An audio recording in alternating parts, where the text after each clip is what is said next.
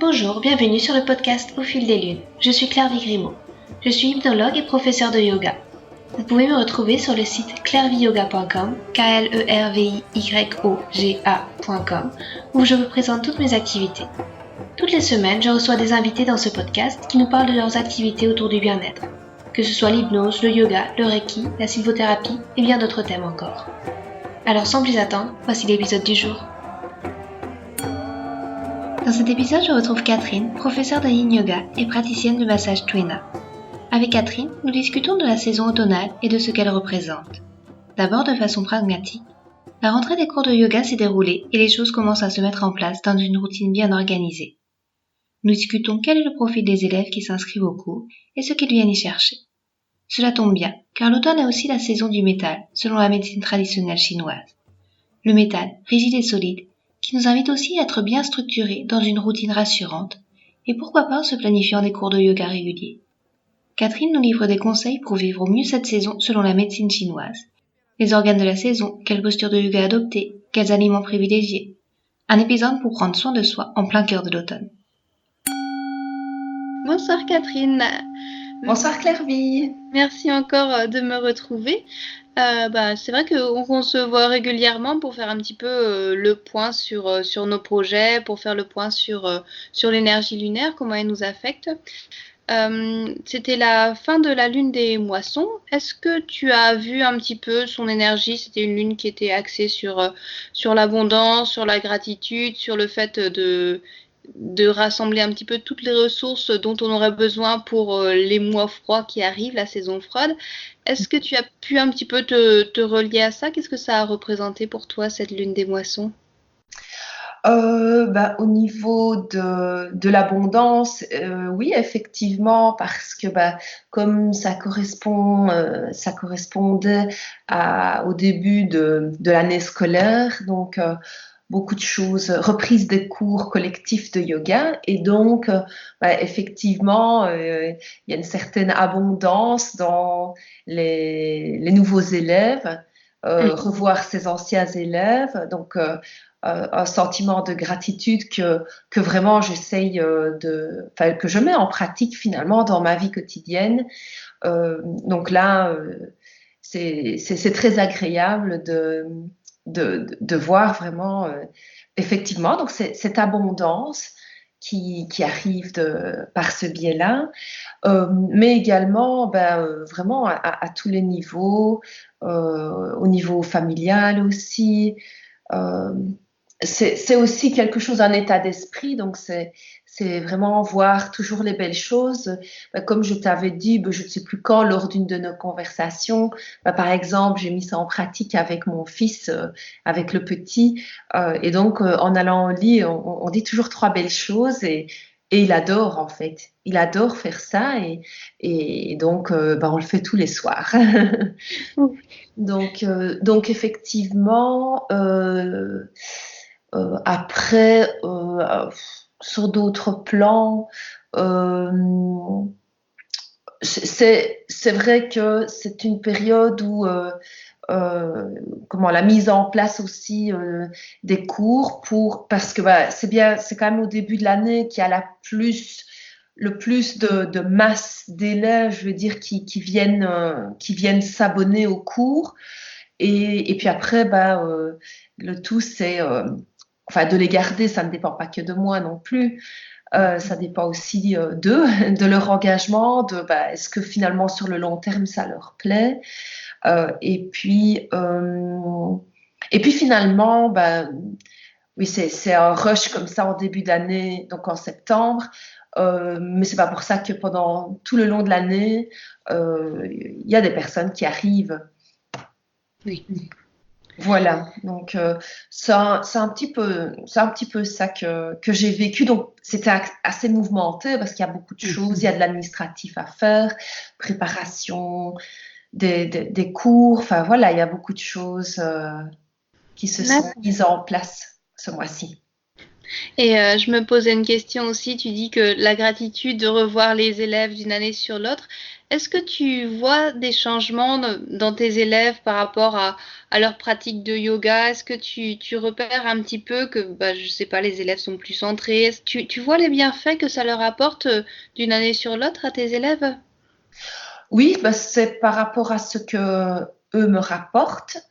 Donc, il y a enfin voilà, il y a vraiment une inspiration aussi parce que justement aujourd'hui j'ai une élève qui m'a demandé mon avis parce que elle enseigne dans une école et elle est là depuis plus d'un an et donc elle voudrait vraiment commencer de manière bénévole dans son école à essayer de transmettre. Et voilà, d'abord pour commencer. Et donc, elle me demandait des renseignements par rapport à ça et pour que je confirme sur un papier qu'elle a effectivement bien suivi les cours. Donc, il y a vraiment une inspiration, un élan comme si je pouvais semer une petite étincelle. J'ai, oui, des changements.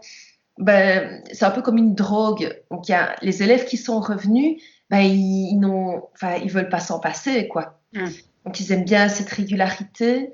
J'ai une élève qui a des problèmes de santé, donc elle prend quand même des médicaments. Et elle me dit que le week-end, parce qu'elle vient le samedi matin, et quand elle vient au cours, ce week-end-là, elle prend 3 médicaments en moins. Enfin, D'accord. ce week-end. Donc, le week-end, elle prend 3 médicaments en moins. Et donc, oui, effectivement, il y a plein de choses. Elle me relate que beaucoup de personnes me relatent, par exemple, que quand elles sont dans un bouchon, voilà, sur la route, eh bien, au lieu de stresser, elles lâchent prise, elles vont respirer calmement, amplement. Euh, et que du coup, voilà, tout va bien entre guillemets, mais elles arrivent à accepter la situation, elles savent quand même rien y changer. Et donc, ce sont des choses qu'elles me racontent. Qu'est-ce qu'il y a d'autre aussi? Euh, bah, il y a d'autres choses qui fait que elles reviennent. Par exemple, le jeudi soir, il y en a beaucoup qui me disent que c'est leur meilleure nuit de la semaine. Donc la nuit de jeudi à vendredi. Et qu'il y a même les effets sont le lendemain. Hmm. Que le lendemain, quand elles se réveillent, elles se sentent toutes voilà, transformées, calmes. Et donc, par contre, moi, ce que je leur dis, c'est que ce qui serait vraiment bien, c'est qu'elles adoptent une petite pratique quotidienne chez elles. Ne serait-ce que 5 minutes, voire 10 minutes, mais 5 minutes, c'est déjà bien.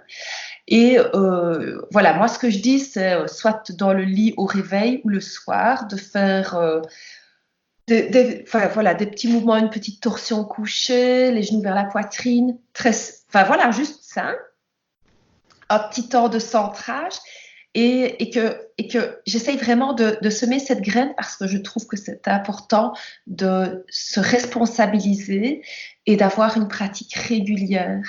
Hmm. Et voilà, maintenant, je pense qu'il y en a qui le font. Peut-être pas tout le monde, parce que il faut aussi un petit peu euh, comment que la graine est semée, mais après, c'est pas tout de suite. Je fais pareil hein, pour certaines choses, c'est pas parce que je trouve que quelque chose est bien que je le fais tout de suite.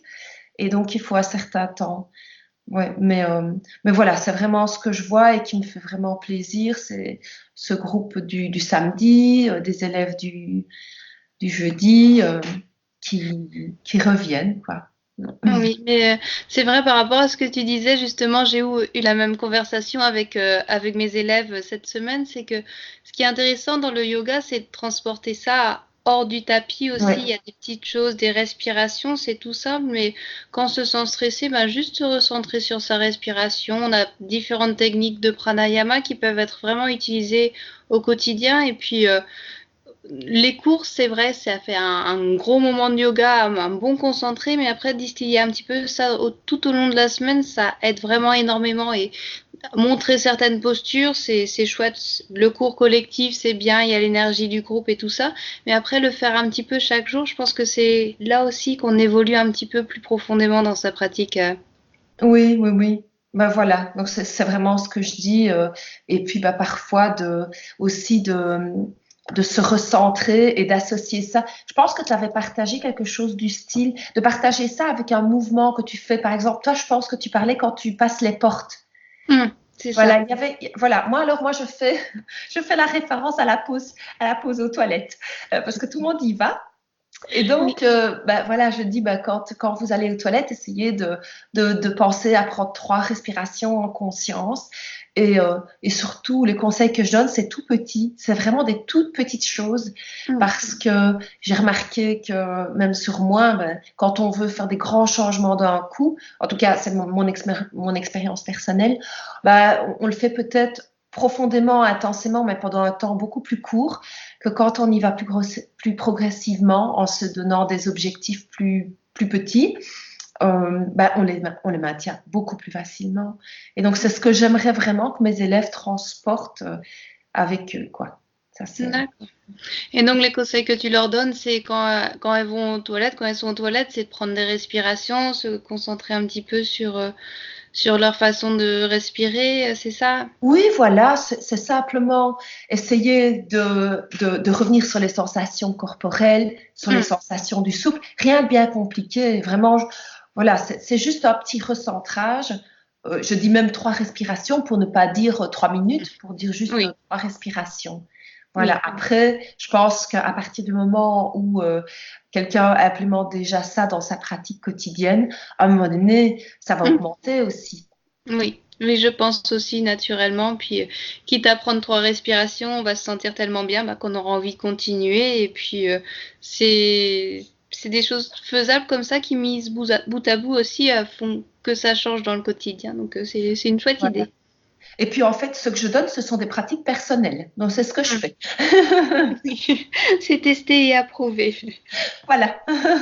D'accord. Et par rapport aux nouveaux élèves, est-ce que tu vois aussi des différences par rapport aux années qui précédentes sur peut-être la vision du yoga qui évolue? C'est des personnes qui sont curieuses, des personnes qui sont longtemps pratiquantes, qui ont hésité, plus d'hommes, plus de femmes. Est-ce que tu vois Euh, quelques différences? ben, en fait, donc j'ai plus de femmes. Mhm. Par contre, j'ai quand même un petit peu, par exemple, le jeudi soir, je n'ai pas d'hommes. Je n'ai D'accord. pas d'hommes. Par contre, le cours du samedi matin, j'en ai 3. Et dont un homme qui est déjà venu toute l'année passée. Et donc, il Mhm. est de nouveau là. Et donc, les personnes, parce que le cours, donc, c'est du yin yoga, hein, donc c'est encore un peu différent, je pense. Donc, il y a des personnes qui ont essayé d'autres, donc le yoga, approche dynamique, posture, voilà, d'équilibre, etc. Et qui, ça ne leur convenait pas. Et donc, bah, elles viennent vers le yin yoga. J'ai pas vraiment, voilà, les nouveaux, il n'y a pas encore assez de recul par rapport à ça. Nous ne sommes qu'au début du mois d'octobre. Mhm. J'ai Oui. encore enfin 2 personnes qui m'ont téléphoné aujourd'hui pour essayer un cours demain. Donc c'est pas encore fini les nouvelles arrivées.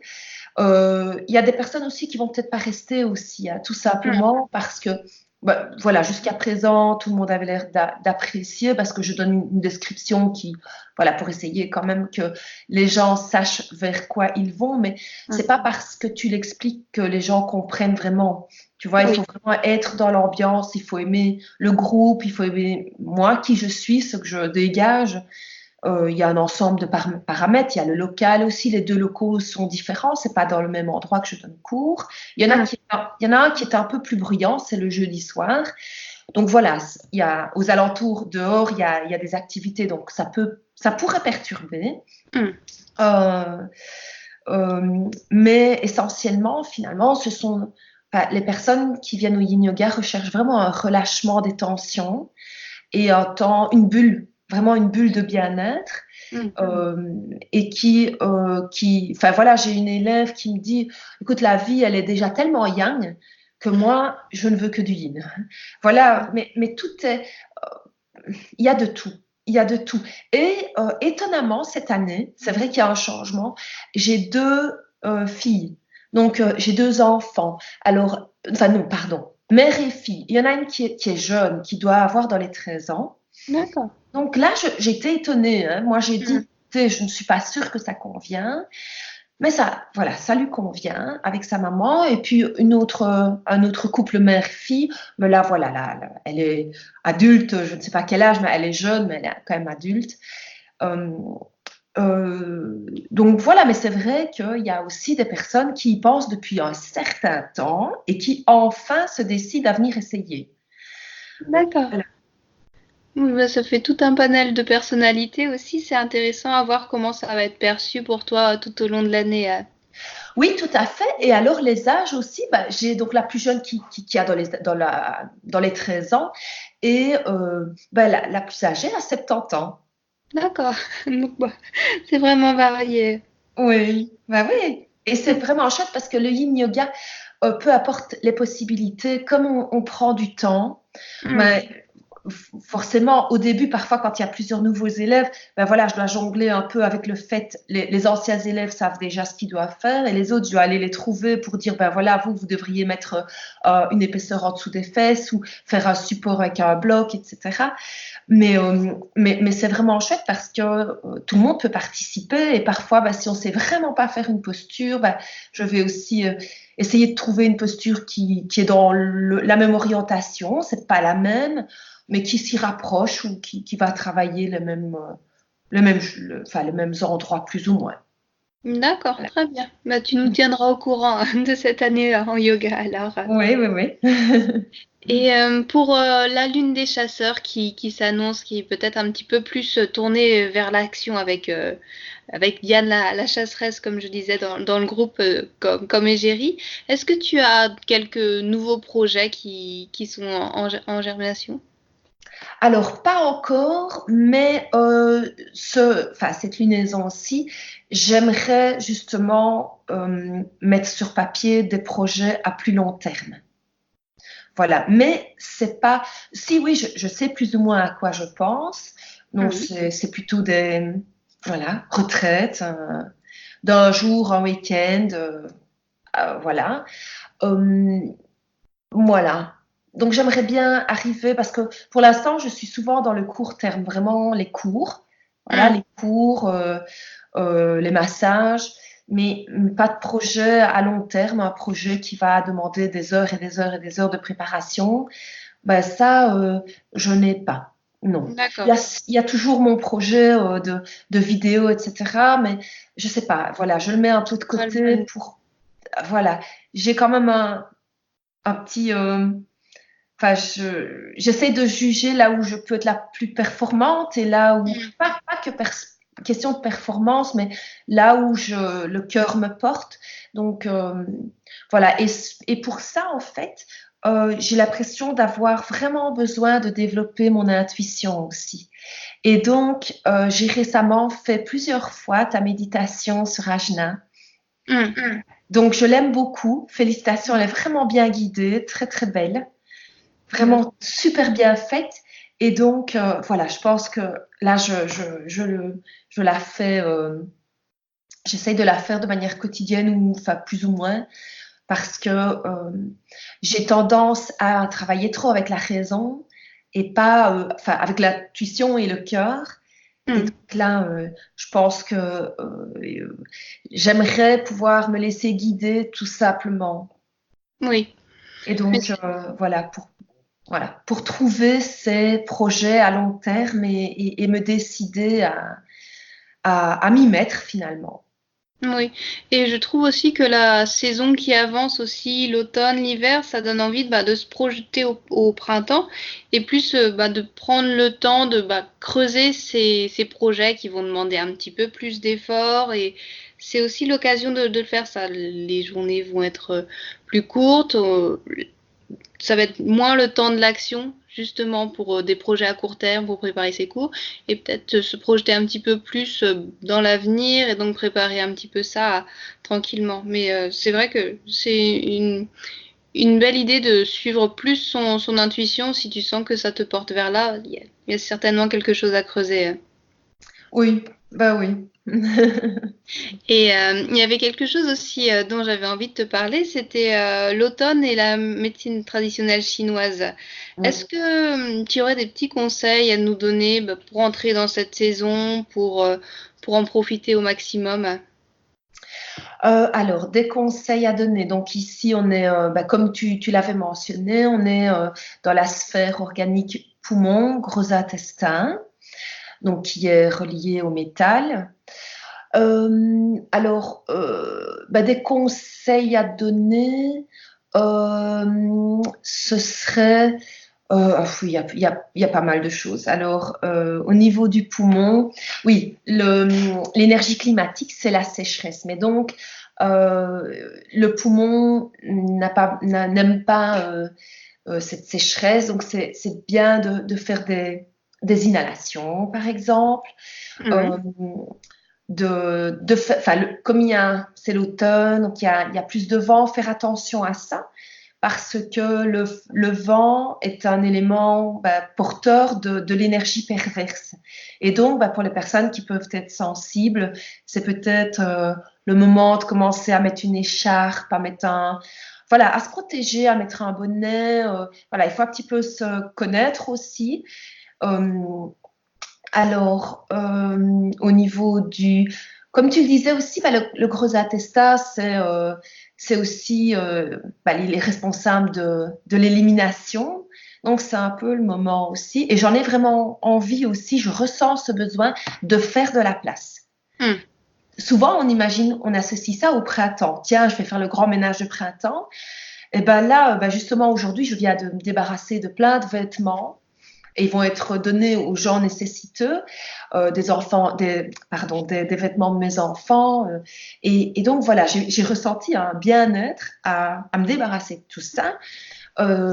Donc, alors il y a une chose aussi, notre prof nous disait toujours que on pense toujours au poumon, gros intestin.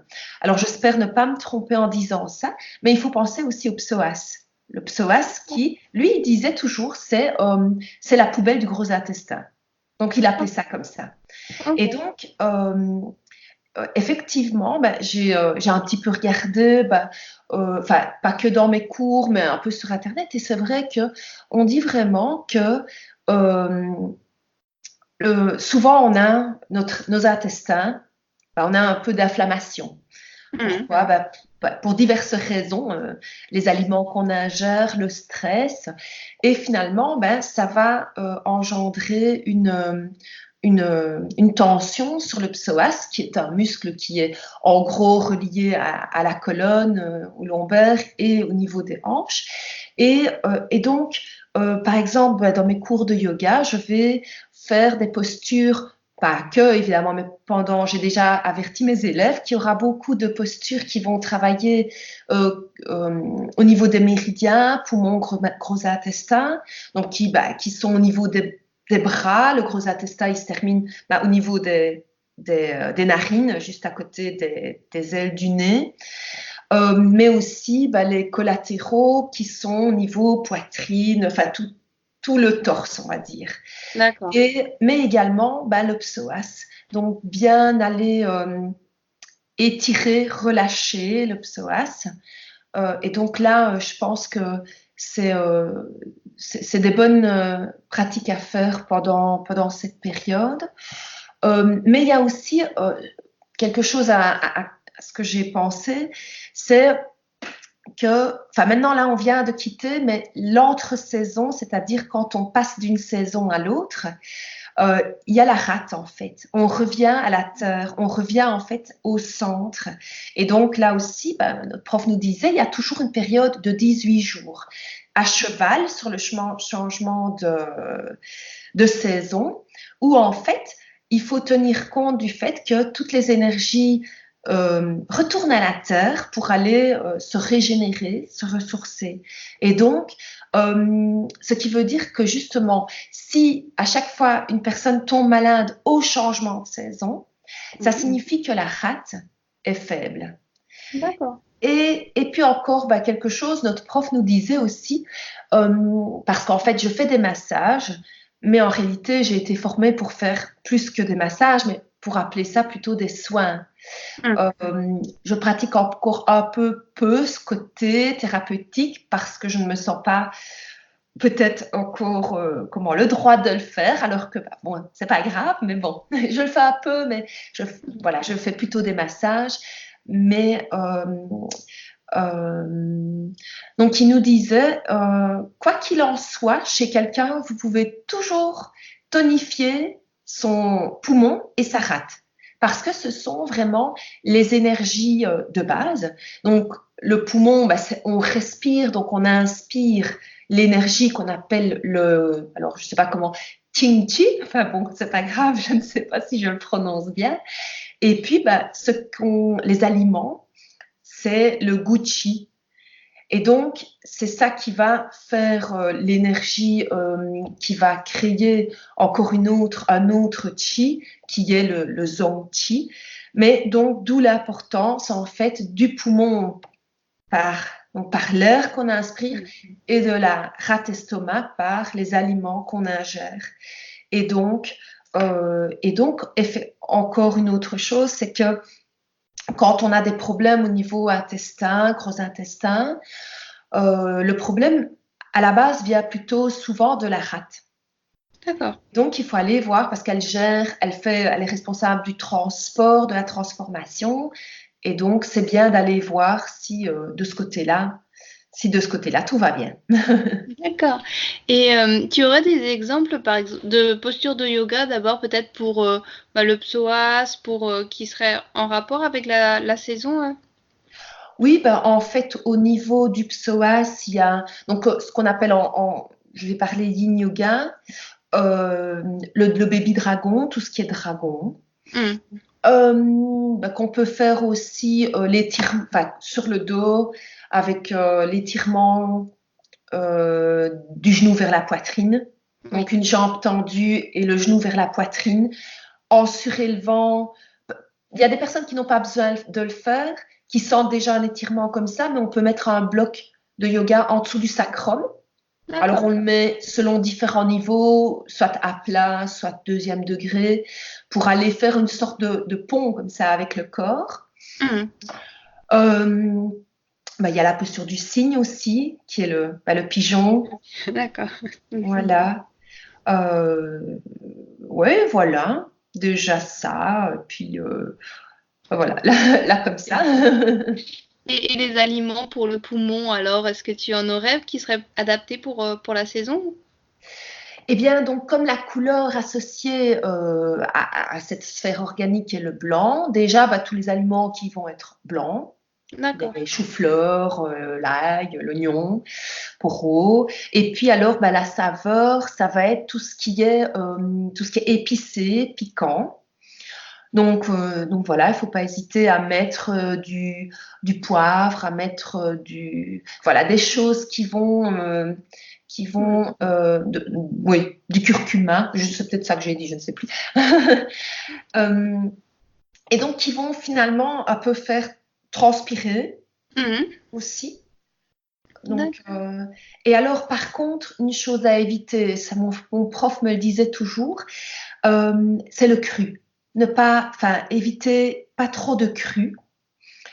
Donc moi en fait, voilà, parce que il me disait beaucoup ça parce que souvent moi j'essayais de manger beaucoup du cru et il me disait écoute non, trop de cru ça agresse en fait. Et donc il n'était pas partisan, par exemple de ce qu'on appelle le crudivorisme et tout cru,